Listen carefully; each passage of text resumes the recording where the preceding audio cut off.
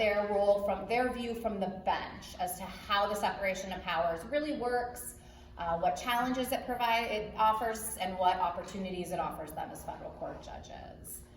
I will say this is the structure for those of you who have attended this program before or other programs that the ABA puts on for teachers. There's a couple of my alum from our DC program in here, I know.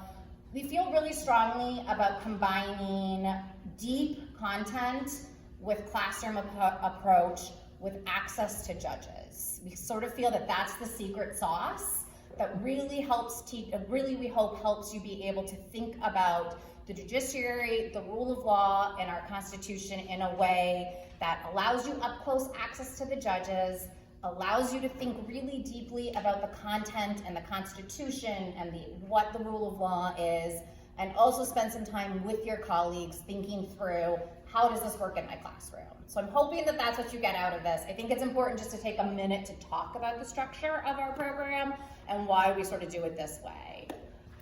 Okay. So now I'm going to put on my Mary Ellen hat. I would play.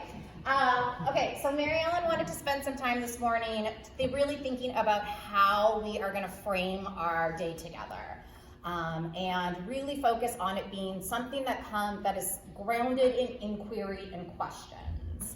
And so when you go into the court later this morning, you'll see that the judges are there asking questions. They're going to ask their attorneys questions, they're going to ask the witnesses questions. Their goal is really to figure out what happened, what is the case that's before them. And much like you encourage your students to really think about questions and think through things and come up with inquiry, that's what happens here in this courthouse. This is all inquiry in this courthouse. It's all answering questions, whether it be figuring out the facts or figuring out what the law says.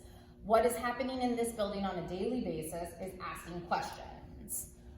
So the question we sort of had for the framing of this discussion for an entire day today was, how do the federal courts balance continuity and change while fulfilling their constitutional role in a system of separation of powers? So it's this idea of the court is there as one aspect of this three-part that we have, and what's their role in ensuring the separation while also responding to what's happening in the world. Historically, what happened, what's happening today, and what may happen in the future.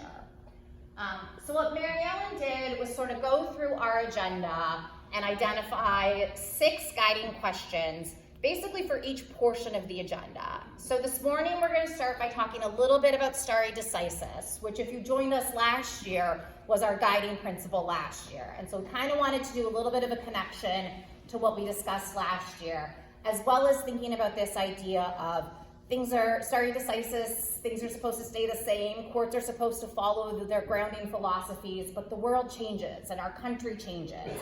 And how does a court deal with stare decisis in a changing world? So this morning, we will hopefully answer the question, what is stare decisis? We're then, during our session with Professor Vladeck, going to look at how the separation of powers helps preserve the rule of law and what the role of the federal courts is in balancing that. What's the court doing? What is it done? What is it doing today? And what might it do in the future when it's one of those 3 parts of the government that is supposed to be separate?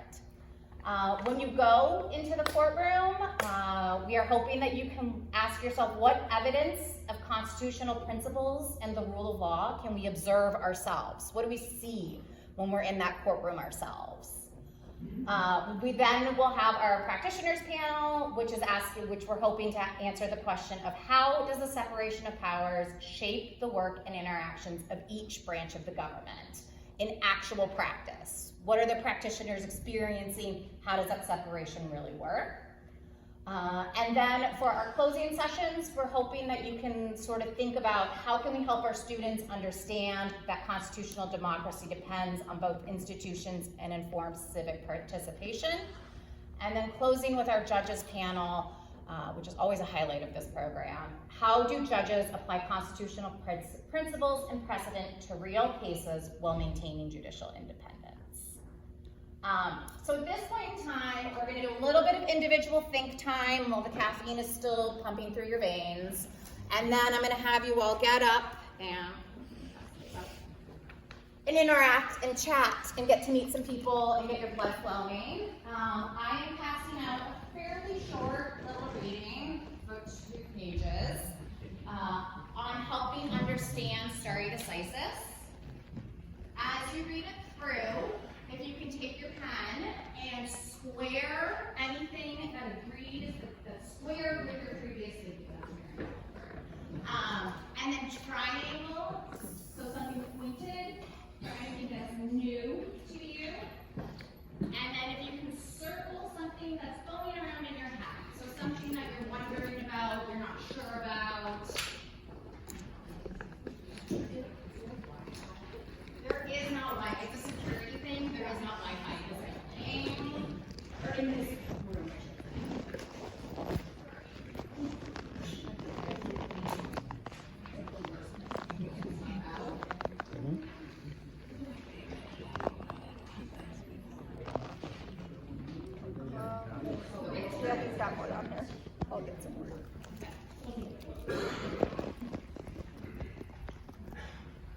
So again, as you're reading it through, if you can square the things that square with what you already believe, triangle something pointed and new in your opinion, and circle something that's going around in your head.